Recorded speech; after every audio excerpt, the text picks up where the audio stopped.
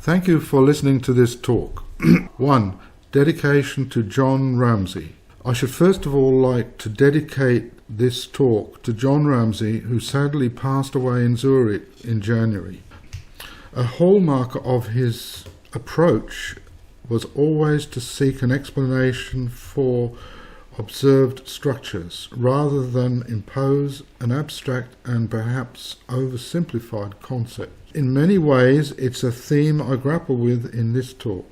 A special reason for mentioning him here is that he was my mentor and supporter for a long time. Another reason is that I use one of the things he taught us in London, namely Ramberg buckling theory, which I must say seems to have been largely forgotten today. At the same time, I would like to acknowledge the tremendous amount of information that in reviews of the Lachlan Orogen history, notably by David Gray, Dick Glenn, Chris Ferguson and Associates, and by the New South Wales Geological Survey.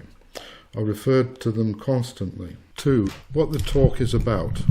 As explained in the 1-minute summary, this talk is about multiple folding and what it means in the Lachlan Orogen. There are also alternative concepts that need to be addressed, something that I only realised at a late stage. So there needs to be a justification for the approach suggested here. This has implications also for some alternative concepts. In other words, whether they have a similar justification. Among the concepts concerned here are 1. Geosyncline theory, 2. Supé-type fault-related fold models, and 3. Control of faults by pre-existing faults. These are all cases where the existing structures have been explained in one way or another by those concepts.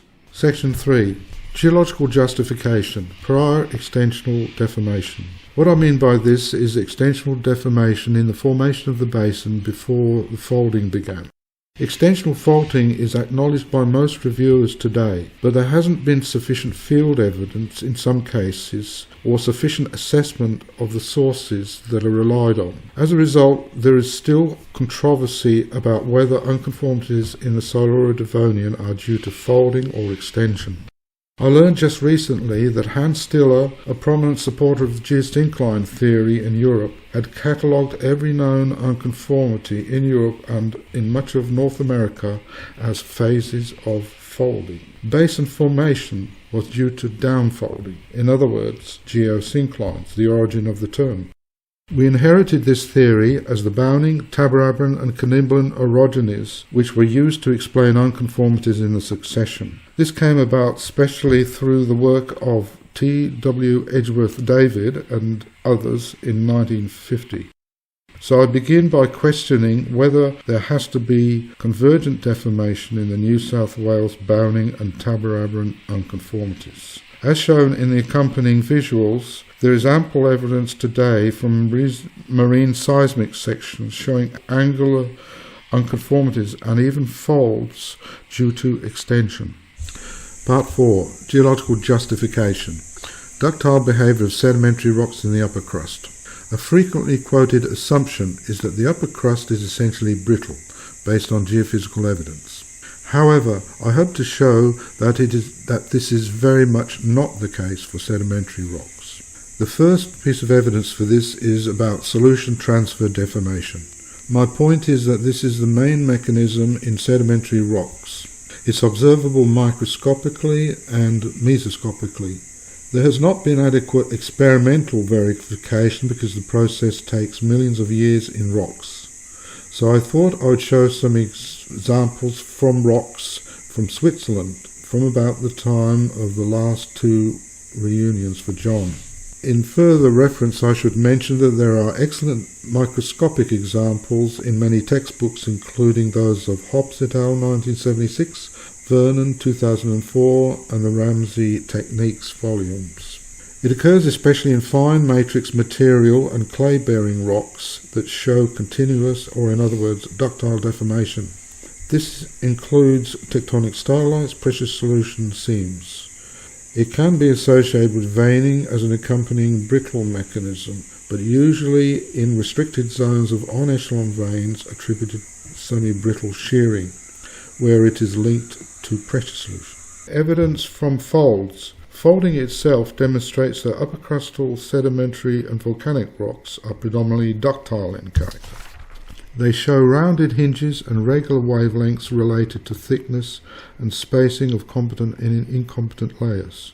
Some very good examples of this are illustrated in Ramsey and Huber, Volume 2, Commentary on Fault-Driven Folding. My point here is that folding is not generally driven by faulting, as given in the fault-bend-fold and fault-propagation-fold models. There are certainly cases where the relationship is observed, but folding is not limited to faults.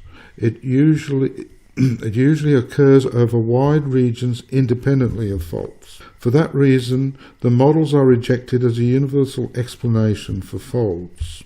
In addition, the fault-bend-fold model presumes some ductile deformation of the layers. However, so far as I know, little attention has been given to whether the folds formed before, during or after the associated fold. Albert Heim, for example, proposed that folds usually precede faults. That was also an assumption of one of the early American writers on the Appalachian structures, where the models have recently been applied. Mechanics, Section 5. First, I'll look at the rheology of the solution transfer mechanism. I think most workers believe that diffusion flow mechanisms, which is what solution transfer is, are approximately linearly dependent on differential stress and inversely dependent on the length scale for diffusion. Right, a second implication is for ductile behaviour. It almost goes without saying that linear stress dependence, meaning linear viscosity, implies ductile behaviour. The next point is implications for buckling, using the Ramberg buckling theory. Linear viscous behaviour is assumed in the Ramberg Newtonian buckling theory, so it's possible to follow this theory to get the basic understanding of how buckling acts. It's a fundamental instability that once begun amplifies. And we expect the folds to form normal to the compression direction. Now, situations where that may not occur are where folds form against pre-existing faults. And that's actually a point of importance in David's analysis, where he discussed the age of the faults in terms of their relationship to structures formed against them during the compression. Now, in terms of analysis of the fold directions, what is necessary to do in this case is to observe folds which are away from the faults, and then in that way we can obtain more reliable orientations of the regional compression. The last point is about horizontal forces and how they have to be in equilibrium in the Earth's crust.